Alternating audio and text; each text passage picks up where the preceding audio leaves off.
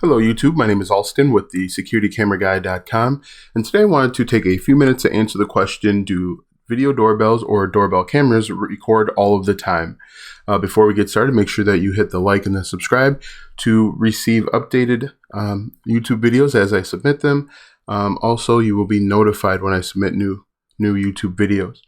And definitely head over to the securitycameraguy.com so you can receive up-to-date blog posts regarding security cameras. That includes video doorbells, that includes power over Ethernet, wireless, closed circuit TV, security cameras. So over at the securitycameraguy.com, we include tons of information for you. Most of it is free. There is a premium content section that you should also check out as well. But let's go ahead and answer the question, do doorbell cameras record all the time? Basically, no, they don't. Video doorbells record based on events. Now there are three types of events. Two events will happen on the guest end, we'll call it, and then one happens on the homeowner's end. So the three events are called motion events, ring events, and then live viewing events. So let's talk about those three real quick. With a motion event, your ring will begin recording when someone walks into the field of view and within range. A good example is the Ring Video Doorbell has a field of view and a motion detection range of 30 feet. So whenever something, either a person, a dog, a car, enter into that field of view, a notification or an event happens. At that time, that's when the Ring Video Doorbell begins to record. It will record for 30 seconds. Other video doorbells will record longer, some will record shorter. And then after the 30 seconds, it stops. And the next time that the video doorbell begins to record again, as if one of these three events, again, a motion detection, a doorbell ring, or a live viewing event happens. All right, so let's talk about a ring. Excuse me. With a ring, that basically happens when someone walks up to your doorbell and pushes the button. Now, a couple different things can happen with a ring event. A ring event can happen in replace a motion event. So let's say you have your motion set up for 30 feet. Someone walks into that field of view and rings the doorbell. When that happens, the motion event will start. It'll stop once the ring event happens, and then the ring event will begin. And then within the ring event, there are a couple of different forks in the road, we'll call it. So if someone rings your doorbell and you decide not to answer it, your video doorbell will record for a length of time. Again, the Ring Video Doorbell does 30 seconds. Some will do as few as 10. Others will do like 60 seconds to 2 minutes. So once that allotted time expires, it turns off. You'll probably catch another motion event as the person leaves, or maybe not.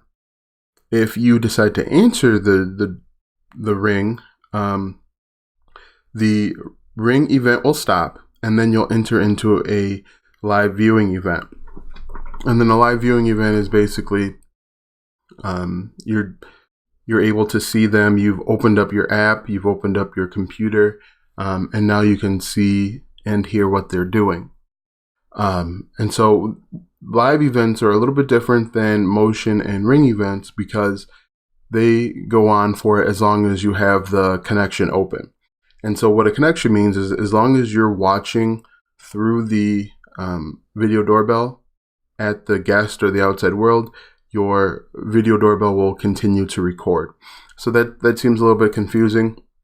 I'll just summarize real quick. Motion events have a set period of time. Ring events also have a set period of time, but live events can go for essentially forever. Well, technically not forever because the battery could die if you're using a battery-powered device.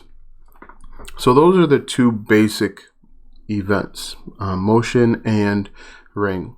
The third type of event, and I've already alluded to this, is a live viewing event. Now, this live viewing event is a little bit different than the live viewing event I just mentioned because you as the homeowner have initiated the live viewing event. Excuse me. So let's say you're sitting at work and you just want to see what's going on outside your home. You open up your app, or you open up your computer app, and you go into the video doorbell and you click on live viewing. Live viewing does not need an event to be triggered, does not need motion detection or a ring event to be triggered. You can trigger that manually by going into your app, whether it's mobile or desktop. And so, as I mentioned earlier, a live viewing event can go on for as long as you have battery power, if you're connected with a battery. Again, though, that's a little bit different. That may vary based on your camera or the manufacturer, but live viewing is infinite. It can go on for a long period of time. So again, to answer that question, do doorbell cameras record all the time? The short answer is no. The long answer is it depends on the event type. So that is it. That is a very quick discussion or summary. Actually, a good question that I have here: where are the events stored?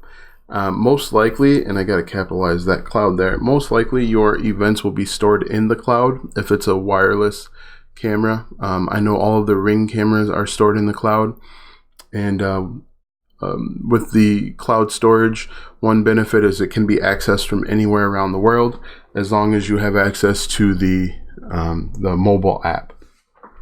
So that's a nice feature.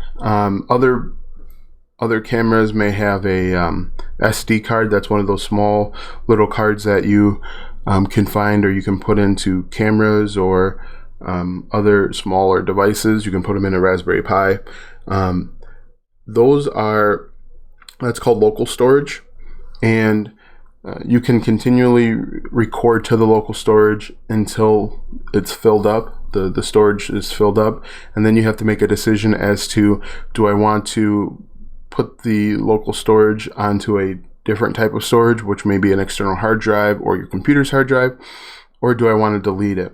And so one of the challenges with local storage is you have to make that decision. You might be buying more hardware that those events are taking up space on your computer, whereas with cloud storage, it is nice because you're not using your hard drives or your storage. One of the downsides to using cloud storage is you might have to pay a monthly fee. There are a number of video doorbells and video cameras out there where you don't pay a monthly fee, but with Ring you do pay a monthly fee. So that is that. I talked a little bit about local storage, cloud storage, but yeah, that's it. To answer the major question, do doorbell cameras record all the time? The answer is no. In this blog post, I talk a little bit about what triggers the event, and I also talk about the length of events that can vary greatly, and then where they're stored. So before I let you go today, I want to make sure that you head on over to the securitycameraguy.com and take a look at this blog post as well as several other blog posts that I have up there. I have a number of blog posts that are just dedicated to video doorbells. I have a number that are dedicated to closed circuit TVs, a few more dedicated to power over Ethernet, and then a number dedicated to home security cameras in general. Before I let you go, make sure that you hit the like and the subscribe to make sure that I can keep bringing you valuable content. Leave a comment below some things that you'd like to see me either write about or discuss in my YouTube videos. Once again, this is Alston with the securitycameraguy.com, and thanks for watching.